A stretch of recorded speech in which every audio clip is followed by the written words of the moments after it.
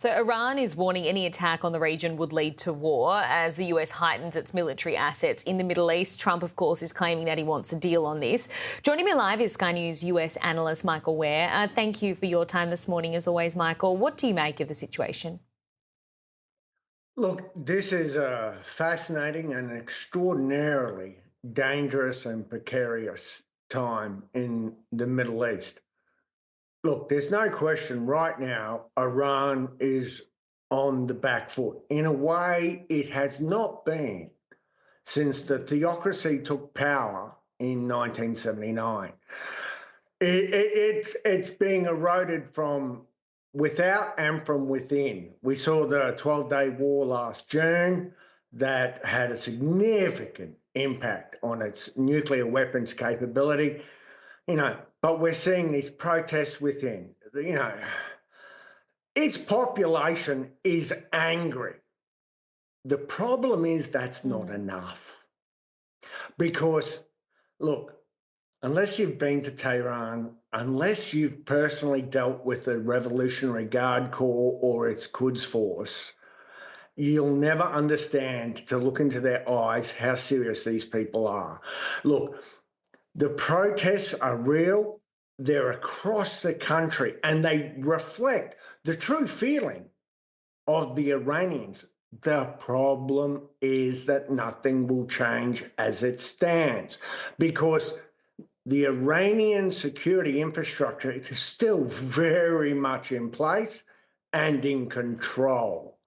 And secondly, no matter what armadas we put into the Persian Gulf, we know that the Abraham Lincoln Strike Group, aircraft carrier strike group, is already there. There's rumors the George H.W. Bush aircraft carrier strike group is heading there. There's no way for us to bomb this regime out of existence. Something has to happen inside Iran for regime change. Ideally, little known fact, Iran is the only country on the world with two armies, navies, and air forces. There's the Iranian army to defend the country and the Revolutionary Guard to defend the revolution. What we need right now is change within the country. For example, the army to rise up and turn on the regime. We see little sign of that. So I repeat, we can't bomb our way out of this because Iran is structured in such a way, its geography is such that it's impossible for a ground invasion. But my friends who are advising President Trump are very hawkish. In fact, 10 minutes ago, one of them just said to me, don't rule out a Maduro kind of operation, which refers to the capture Wow. of the Venezuelan president. I find that hard to believe, but that's where their heads are. Wow, that's huge. What else did they say? Did they give you any sort of timeline or any other info you can share with us on that? That I can share? No. But put it this way, the target package is increasing by the minute, And there are assets overhead Iran as we speak, gathering more and more of the information that we need. That much I can tell you. And I was told that 10 minutes ago. Wow, that's huge. Watch this space. And Michael, I also want to speak with you. Of course, we've seen this nationwide unrest in America over the weekend and protests against ICE, of course, even spilling into Milan ahead of the Winter Olympics.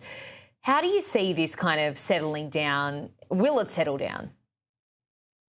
Well, you'd have to ask President Donald Trump about that.